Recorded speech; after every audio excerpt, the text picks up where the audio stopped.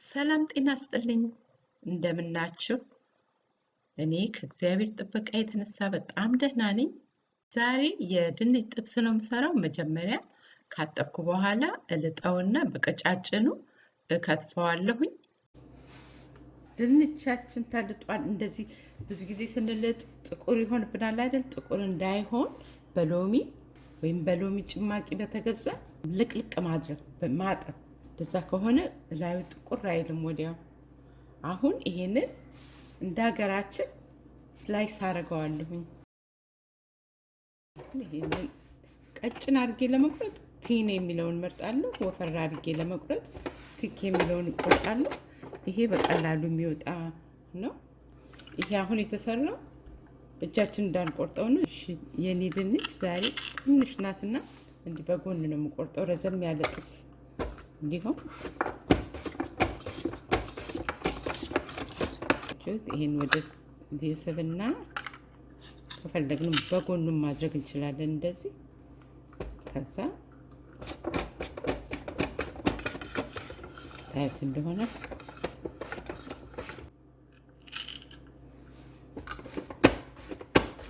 እሺ እንዴት ነው እንዴው አያችሁት አሁን መክተፌን ጨርሻለሁ እንዲ ቆንጆ እኩል ተቆርጦልኛል በዚህ ላይ መጀመሪያ የማደርገው ጨው ነው ድንች ጨው ይወዳል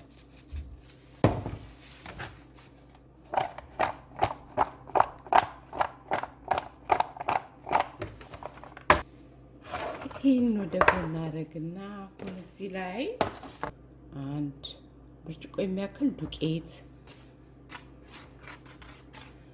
አደርግና በላዩ ላይ ካያን ፔፐር አደርጋለሁ ብዙም አስፈላጊ አይደለም ይሄን ባይኖር ነሰድስበታለሁ እና በዚህ ላይ እንደገና ጨው ጨምራለሁ በቂ ጨው ጨምሩበት በጣም ደግሞ ሳይበዛ ጨው ጨምራለን አሁን ያው ብላክ ፔፐር ጨምራለሁ ቁንዶ በርበሬ ለከት የማይገባበት ቦታ የለም ለጤና ቆንጆ ነው ይበቃዋል ቀልቀል አድርገዋለሁ መጀመሪያ አሁን አንድ ጊዜ ጨው እና ካያን ፔፐር ዱቄቱ ቁንዶ በርበሬ በደንብ ከተቀላቀለልኝ በኋላ ድንቼን እዚህ ላይ አደርጋለሁ አሁን ሁሉንም ገለባብጬ እንደዚህ ዱቄት በደንብ ይዟል ዱቄቱን ከላዩ ላይ ያራገፍኩ እያንዳንዱን እጠብሳለሁ ዘይቱን በደንብ ካሞኩ በኋላ በመጥበሻዬ መጥበስ ጀምራለሁ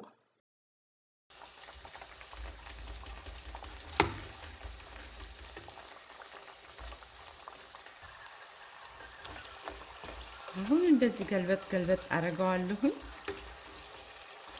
አንዴ ዘይቱ እስከሚሞቅ ነው ከሞቀ በኋላ ቶሎ ነው የሚያልቀው ግን መጀመሪያ ዘይቱ በደንብ እስከሚሞቅ ጊዜ ይወስዳል ደግሞ በዚህ ድስት ብቻ ሳይሆን በሌላም ድስት መስራት እንችላለን ይሄንን እንደዚህ ዘይቱን ለማውጣት ለማንጣፈፍ እንዲረዳ ብዬ ነው ይሄን የተጠቀምኩት ግን በሌላውም ደግሞ ሰራዋለሁ ይሄንን አሁን ትንሽ ብራውን ከሆነልኝ በኋላ አወጣዋለሁ ፔፐር ታውል ላይ ነው ማረገው እንደዚህ ዘይቱን አንጣፍፌ በዚህ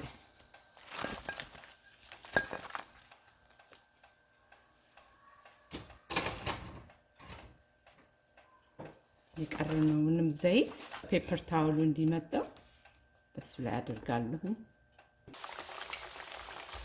አሁን የሚቀጥለውን ደግሞ ይሄው በመጥበሻ መስራት ይቻላል ሁለቱም ብዙ ልዩነት የላቸውም ሁለቱም ከሽ ይላሉ በዱቄት ከላይ ስላለበስ ነው ከሽ የሚሉ ናቸው እንደምታዩት አሁን ቆንጆ ሆኖ በስሏል ከዛ አረጋውና በሌላ በኩል ደግሞ አበስለዋለሁ አሁን ወደ ምሳሌያዊ አነጋገራችን እንገባለን ባለፈው ቪዲዮ የጠየቁት ጥያቄ ዶሮን ሲያታልሏት ባዶ ቦታ ነበር። ባዶ ቦታው መልሱ ዶሮን ሲያታልሏት በመጫኛ ጫኗት ነው መልሱ። የመጀመሪያ የመለሰው ሰው ዓለም ናት። ጎበዝ፣ ብዙዎቻችሁ መልሳችኋል። የአንዳንዶቻችሁ መልስ በጣም ያስቃል። ለምሳሌ ራሄል ዶሮ ሲያታልሏት የሚፈላ ውሃ ለገላሽ ነው አሏት። እንዲህ የምታስቁኛላችሁ አንዳንዶቻችሁ። ወደ ዛሬው ጥያቄ እንግባና የዛሬው ምሳሌ ጥያቄ በጣም ቀላል ነው ብዬ አስባለሁ። ሎሚ ለአንድ ሰው ሸክሙ ነው፣ ለ50 ሰው ባዶ ቦታውን ነው የምትሞሉት። ጌጡ ነው፣ ሀብቱ ነው፣ ሽታው ነው፣ ምርጡ ነው። የትኛው ነው መልሱ? መጀመሪያ የመለሰን ሰው በሚቀጥለው ቪዲዮዬ ስማቸውን አስተዋውቃለሁ። ልክ ቪዲዮዬን እንደለቀኩላችሁ ቀጥታ ቪዲዮውን እዩትና መልሱን ጻፉልኝ።